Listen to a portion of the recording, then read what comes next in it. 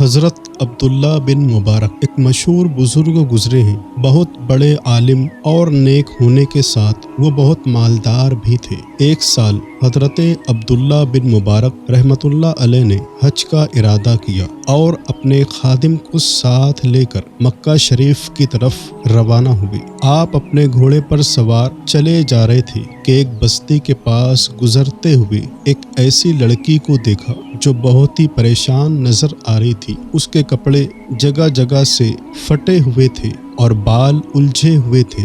जिस वक्त हजरत अब्दुल्ला उसके पास से गुजरे, वो एक मरी हुई मुर्गी उठाकर अपने दामन में छुपा रही थी। हजरत अब्दुल्ला ने ये देखा तो फौरन घोड़े की बांगें खींच ली और लड़की से सवाल किया, बेटी तुमने ये मरी हुई मुर्गी क्यों उठाई है? क्या तुम्हें ये बात मालूम नहीं कि जिन जानवरों को ज़ुबा न किया जाए वो हलाल नहीं होते? ये सुनकर लड़की की आंखों में आंसू आ गए। उसने कांपती हुई आवाज में कहा, जनाब खुदा के फजल से मैं मुसलमान हूँ और ये बात मुझे अच्छी तरह मालूम है, लेकिन मैं इस वक्त तो ऐसी मजबूर हूँ कि मरी हुई मुर्गी उठाने के सिवा और कुछ नहीं कर सकती। मेरे माँ बाप मर चुके हैं और उनके बाद ऐसा कोई नहीं जो मेरी और मेरे छोटे भाई की मदद करे। मैं और मेरा भाई कई वक्तों के फाके से हैं और भाई तो भूख से अधमरा हो गया है। बस इस वजह से मैंने ये मरी हुई मुर्गी उठा ली। शायद ये बात आपको मालूम होगी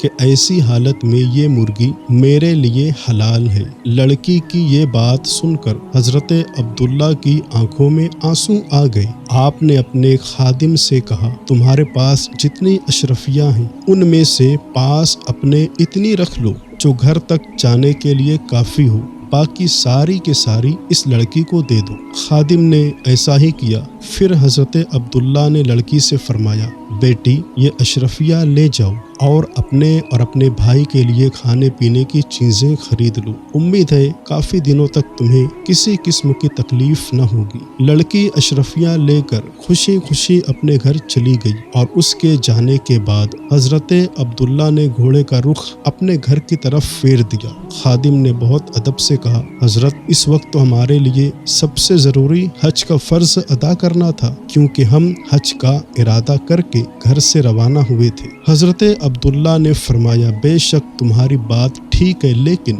इस गरीब लड़की की हालत से वाकिफ होने के बाद उसकी मदद करना भी हम पर फर्ज हो गया था। हमें उम्मीद है कि अल्लाह पाक हमें हज करने की तौफीक फिर बख्शेगा, लेकिन खुदा न करे ये बच्चे भूख से मर जाते तो फिर इन्हें जिंदा न किया जा सकता था। खादिम की समझ में बात आ गई और वो दोनों घर की तरफ रवाना हो गए।